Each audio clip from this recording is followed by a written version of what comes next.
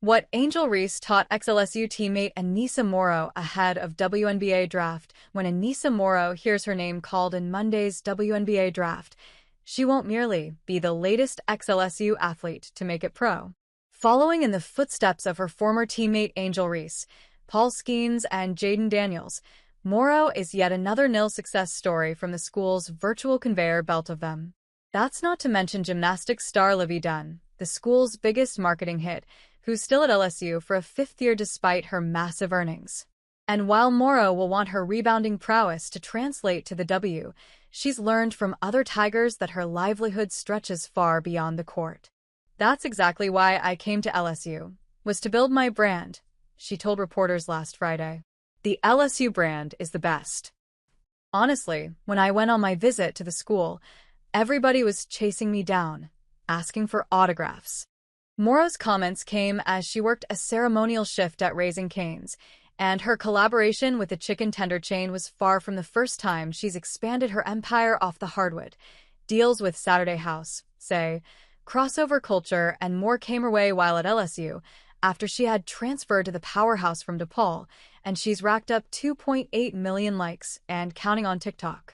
That all helped Morrow reach 21st in the current women's college basketball NIL rankings from On3.com. In fact, LSU's NIL legacy is already so storied that it was the subject of an Amazon Prime series, The Money Game, which focused on the business success of Dunn and Reese. "I was able to learn a lot from them, honestly, especially with being with Angel every day in practice," Morrow told Mail Sport, in response to a question about Reese and Dunn. "Seeing the media impact and how some days I would come to Reese and be like, 'Are you good?' And just seeing how she was able to handle it, how mature she was with it, just letting you know that media is media. It's not the real world. You can turn your phone off and it's all gone. So I learned a lot from her when it came down to that." Morrow, a projected top 10 pick in the draft, is certainly entering the W at a fruitful time for the league.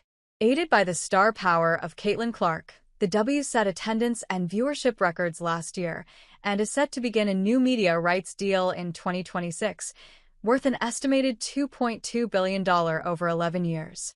Salaries should also rise as players have opted out of the league's current collective bargaining agreement, with a new one to be negotiated against a deadline of October 31.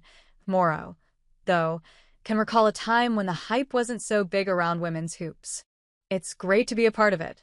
I remember when I was in high school sitting back and watching the games, and I'm like, it's so much more to women's sports, but people just haven't been able to see it," she said.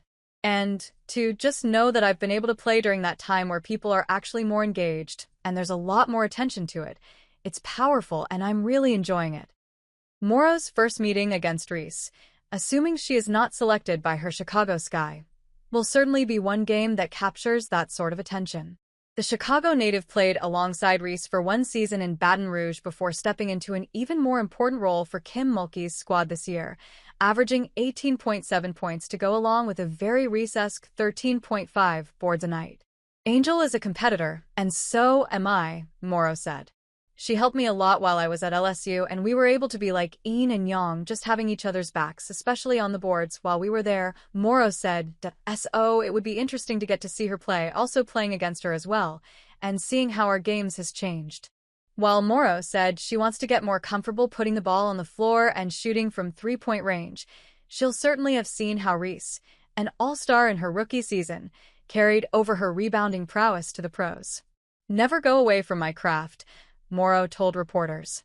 For now, she'll take a bit of time to bask in her draft day, which she said will be filled with hair and makeup, some TikToks, and likely some tears as well. "I know for me, it's going to be probably very emotional," she said. "I'ma try not to cry and mess up my makeup, but I know how much work that I put for that opportunity, and I feel like once I hear my name called, it's going to be a sense of relief."